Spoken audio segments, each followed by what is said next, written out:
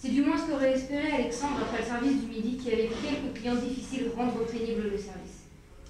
Le patron de l'hôtel était à cheval sur le bien-être de ses clients, et pour éviter ce genre de désagrément qui s'était déroulé ce midi-là, le choix avait été fait d'organiser, chaque jour, de 15 à 18 heures, un buffet géant sur le toit. Le but, présenter les différents choix de repas, de nourriture, de prestations. Se rendait-il seulement compte de la masse de travail que cela représentait? Soupirant intérieurement, Alexandre se tenait droit, les mains dans le dos, le regard droit, en chemise propre et demi-tablier. Il attendait les nouveaux clients pour présenter buffet froid, viande rouge, viande blanche, poisson, tout ce que vous pouvez imaginer, Alexandre le cuisinait. Même en cas de demande particulière, s'adapter était la clé de la réussite. Côté chaud, entre les plats mijotés, les plats braisés à l'étouffée et ce cuit à la minute, la quantité de nourriture était juste hallucinante et cela déprimait Alexandre de ne pouvoir tout utiliser et de jeter certains aliments en fin de journée. Il aurait 2 mots à dire aux responsables. En attendant, seul sur le toit, aux bordures à demi-hauteur, un léger vent mélangeait les parfums des différentes tables de présentation. Derrière son plan de travail, il s'était perdu dans ses pensées.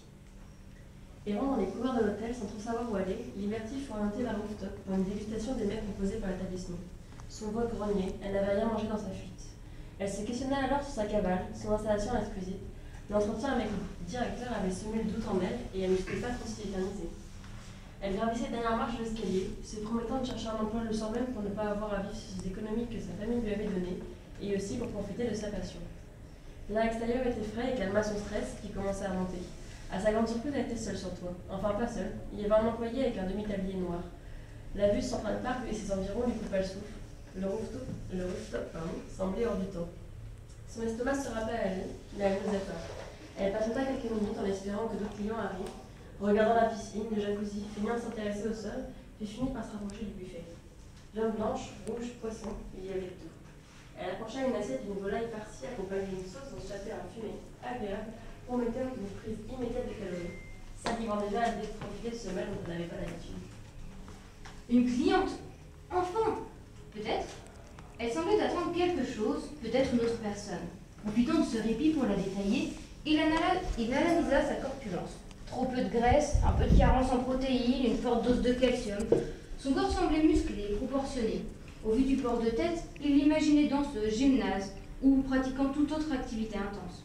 Ses formes se révélaient avec ses habits et la jeune personne qu'il estimait dans la vingtaine semblait au final plus perdue qu'autre chose. Se rapprochant de la jeune demoiselle, il se plaça à sa gauche en la scrutant.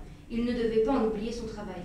Madame, je me prénomme Alexandre Cœur-de-Vent, cuisinier de cet hôtel. Puis-je vous suggérer de ne pas prendre ce plat?